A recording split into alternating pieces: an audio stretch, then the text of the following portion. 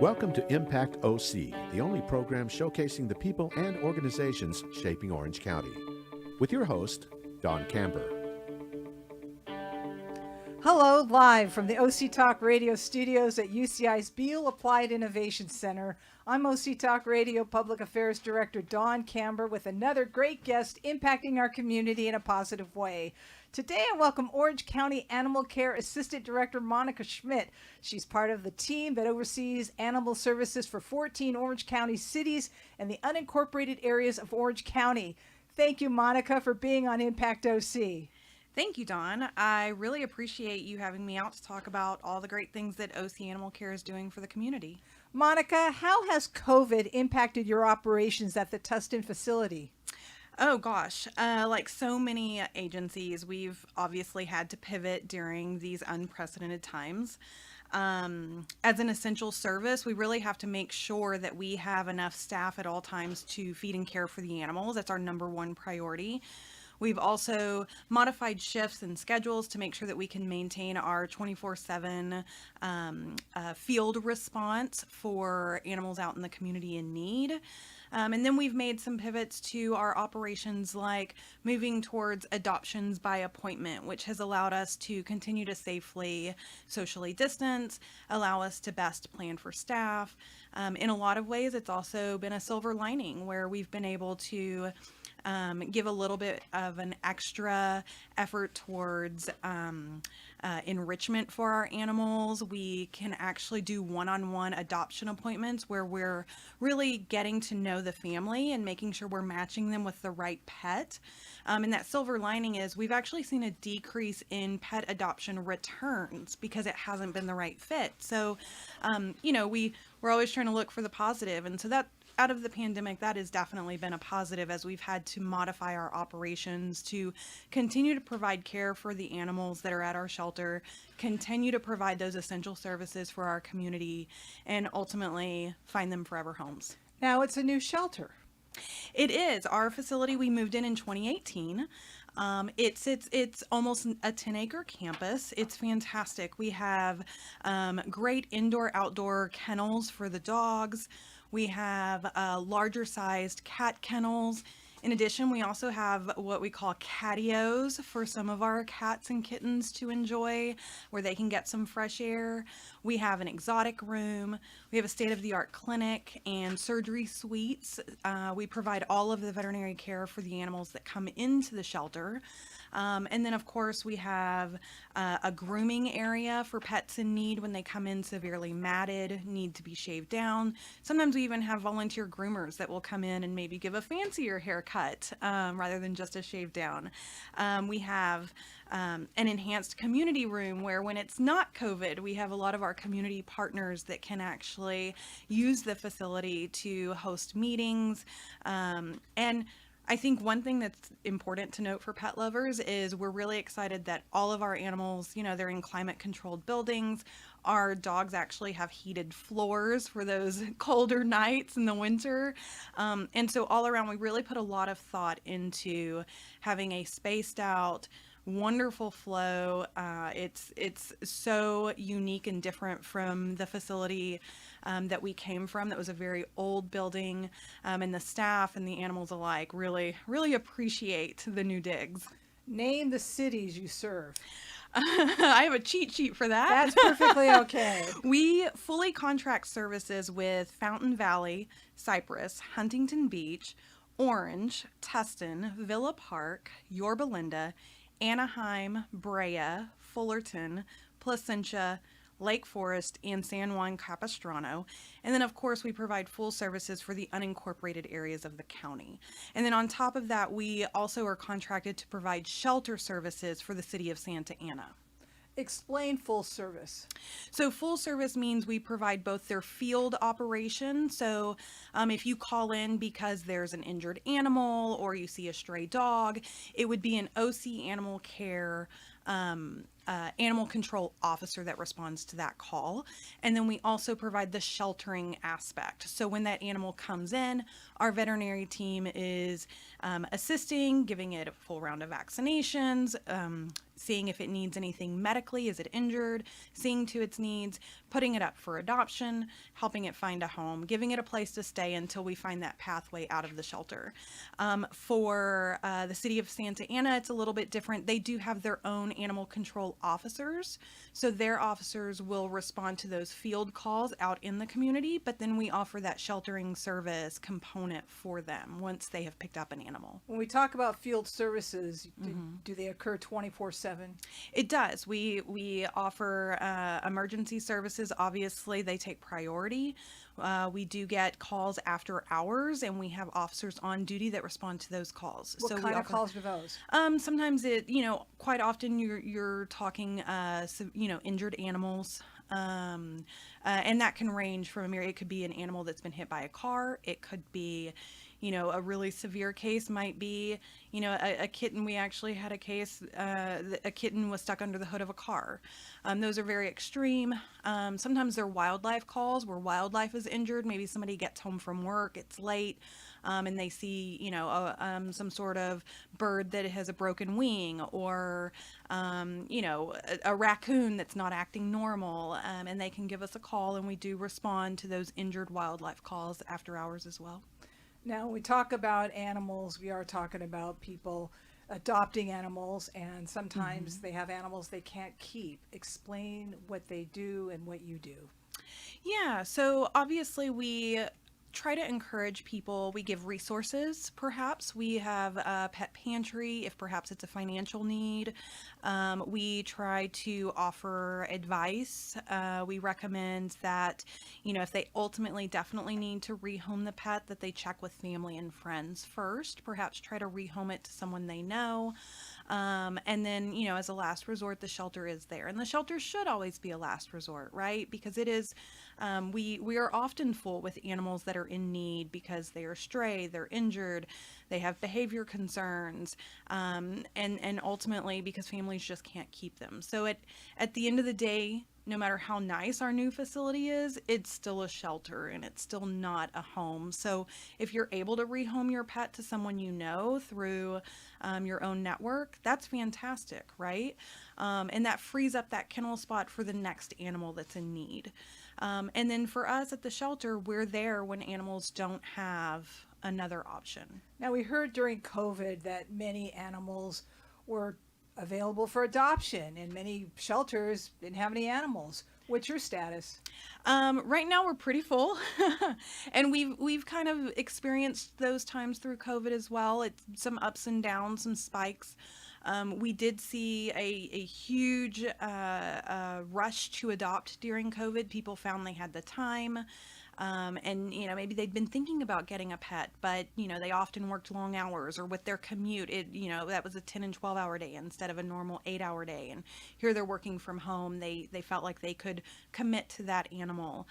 So we did see a spike in people wanting to adopt. We also saw a decrease in people turning in pets during COVID. Often because maybe they weren't as overwhelmed, or because all of a sudden they're home and can do a midday walk and they're not having to pay for doggy daycare, and they're realizing, oh, I can make this work. And so I think those went hand in hand to seeing a lot of shelters being a little bit emptier than they were used to, which is fantastic.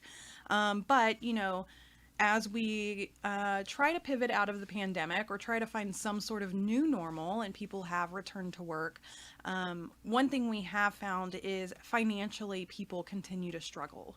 The pandemic has not been easy on a lot of families, and one of the primary reasons people look to surrender their pet currently is because they're having to downsize.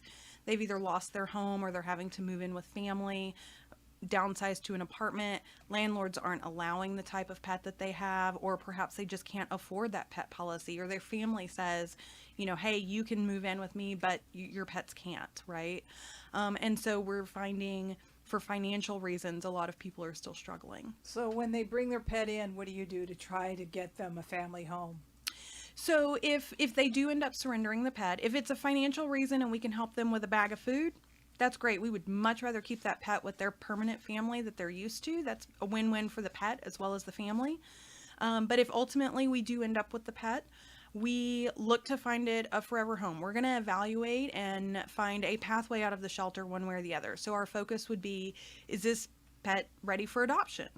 And hopefully that answer is yes. We put it up for adoption. We do adoptions by appointment. We're able to match it up with a wonderful family. We provide the spay-neuter surgery if it needs it. If it hasn't already been altered, we microchip it. We get it up to date on vaccines.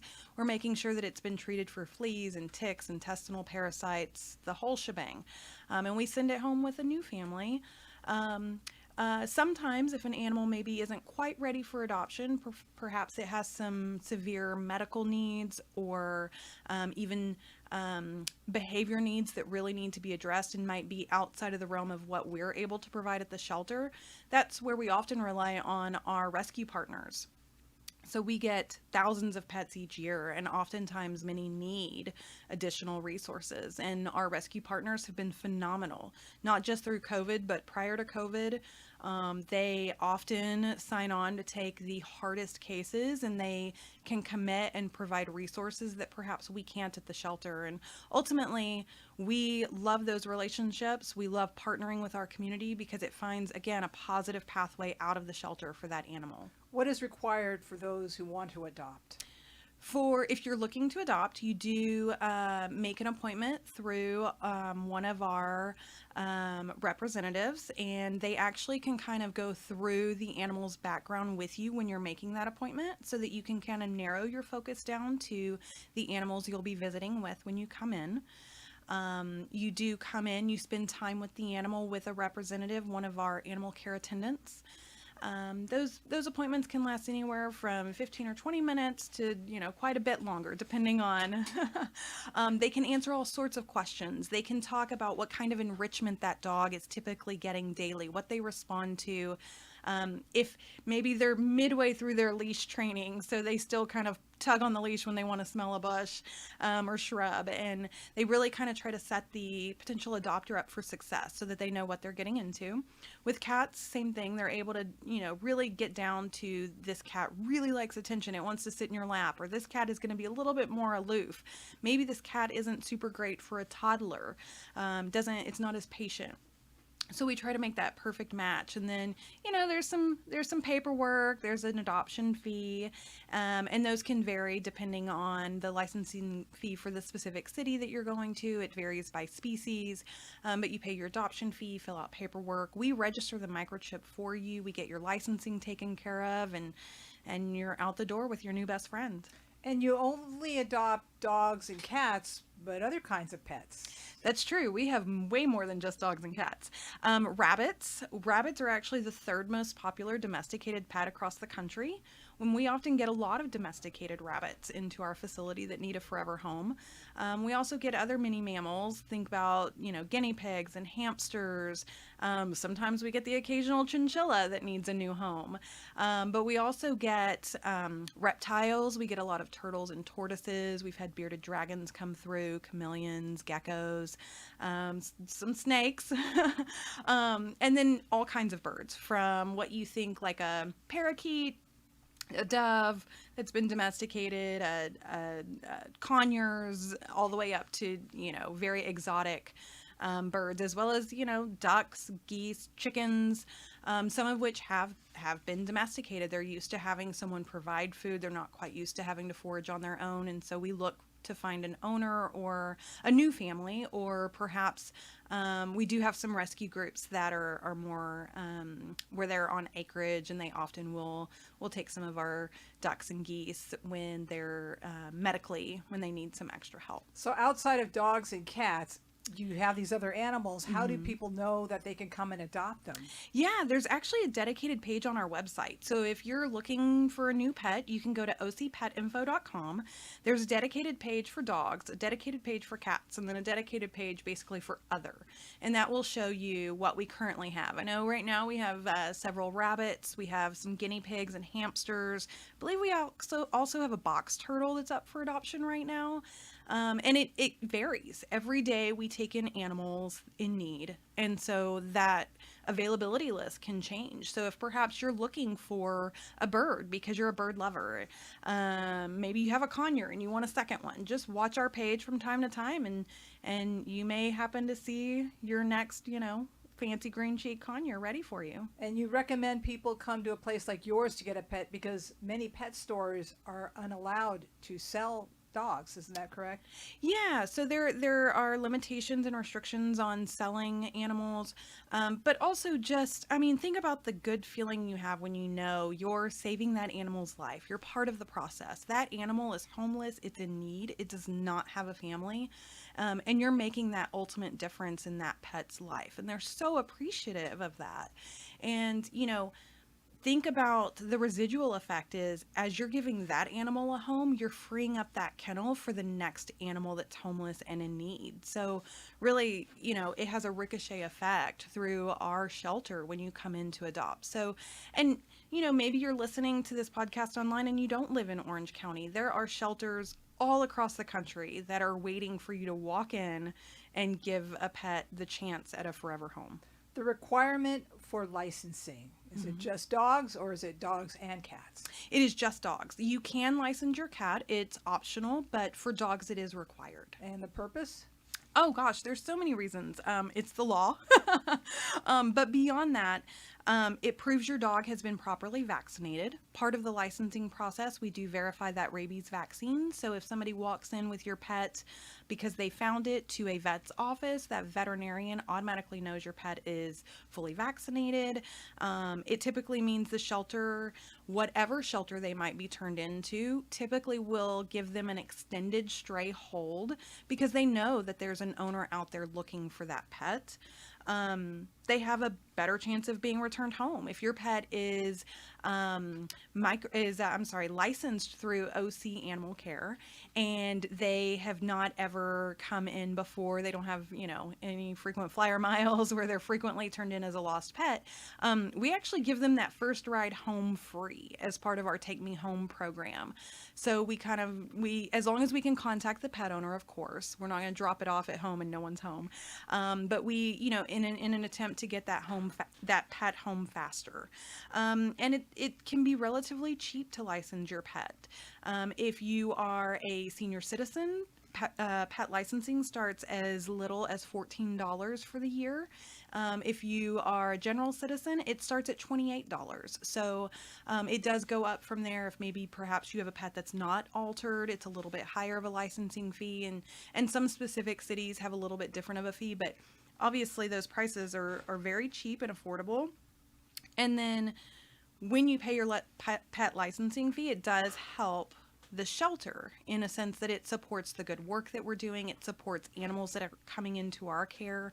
It supports our animal control officer efforts when they're going out to investigate cases of abuse and cruelty and neglect. So you're giving back to the great work that we're providing to the community. Explain what happens when a dog is microchipped and what people can do to update the information. Yeah, so a microchip, gosh, they're about the size of a grain of rice. They are implanted just under the skin, usually at a veterinarian's office or something similar. It's implanted through a needle. It's not a surgical procedure, so it's an in and out process. You can do it next time your pet gets their vaccines. It is, when you scan it with a microchip scanner, what's going to happen is it's going to register with a personal ID code.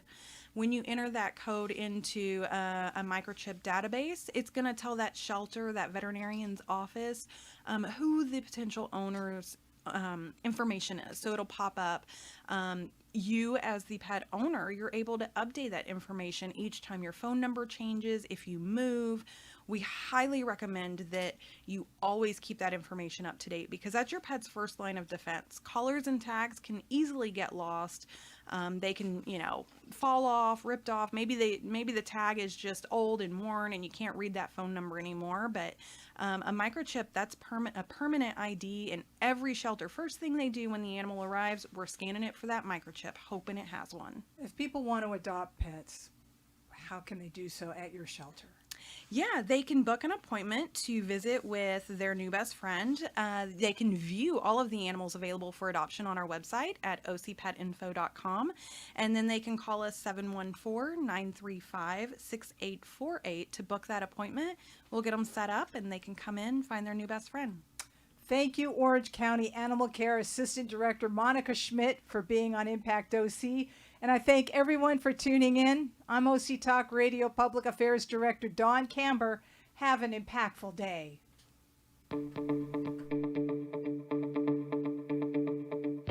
You've been listening to Impact OC, the only program showcasing the people and organizations shaping our community. Right here on Orange County's only community radio station, OC Talk Radio.